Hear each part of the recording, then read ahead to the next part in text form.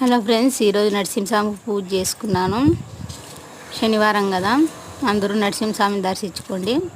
మీతో విషయం చెప్పాలనుకుంటున్నాను. గ్యాస్ బండ మీద పడిండేటివన్నీ వేస్ట్గా పడేస్తుంటారు. నేనైతే అస్సలు వేస్ట్ చేయను. డబ్బు అయితే వృధా చేయను. మన హౌస్ వైఫ్లో ఉండాల్సిన లక్షణం అది కాదు.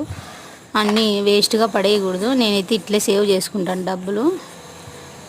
ఖాళీగా ఉన్న టైంలో ఇట్లా ఎర్రగడ్డ దోశకి కోసుకుంటాం కదా, అది కూడా వేస్ట్ అయిన తర్వాతలు వాడకుండా కరివేపాకు కూడా ఎండబెట్టుకొని ఇట్లా పెట్టుకుంటా. 2 వారాలకు మిగిలిన పచ్చిమిరకాయలు కూడా ఎండబెట్టుకొని ఇట్లా ఒట్టి మిరకాయలు చేసుకొని తర్వాతలకు వాడుకుంటాను. అసలు వేస్ట్ చేయను ఫ్రెండ్స్.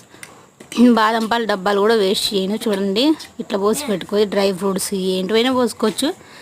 కారం పొడి, ధనాల పొడి అవన్నీ కూడా నేను ఇంట్లోనే తయారు చేసుకుంటాను. సాంబార్ పొడి, రసం పొడి అన్నీ ఇట్లా డబ్బాలన్నీ వేసి పెట్టుకుంటాను.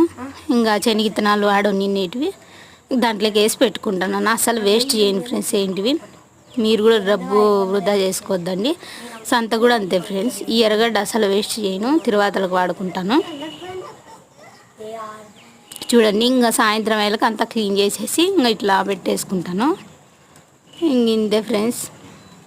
ఇంకా సంత కూడా అంతే ఫ్రెండ్స్. 2 వారాలకు ఒకసారి చేసుకుంటాను. లోకి ఎప్పుడు ఖాళీగా ఉంటే అప్పుడు సంతకు పోతాము.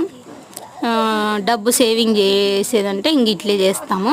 ఇంకా పాలకు మిగిలిండే చిల్లర డబ్బాల్లో వేసి పెట్టుకుంటాను. 1 rupee, 2 rupees, 5 rupees, 10 rupees, 20 rupees అట్లా వేరు చేసి డబ్బాల్లో పెట్టుకుంటా. ఆ వీడియో కూడా పెడతాను చూడండి.